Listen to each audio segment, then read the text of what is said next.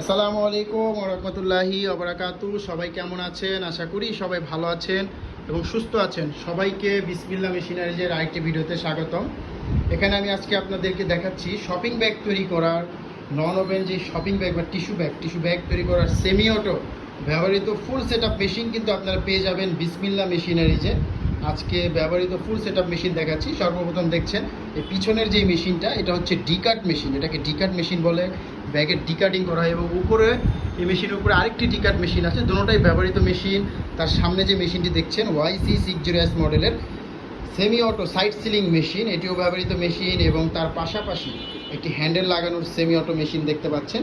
এবং handle machine ব্যবহার করতে অবশ্যই এই কম্প্রেসারটি প্রয়োজন হবে। এই কম্প্রেসারের সাহায্যে হ্যান্ডেল এবং ডিকাট ব্যবহার করা যাবে। এবং তার পাশাপাশি দেখতে পাচ্ছেন এটি কাপড় কাটার কাটিং মেশিন। এগুলো কিন্তু সকল মেশিনই ব্যবহৃত মেশিন। তো এই ব্যবহৃত মেশিন যাদের প্রয়োজন তারা সরাসরি স্ক্রিনের নাম্বারে কল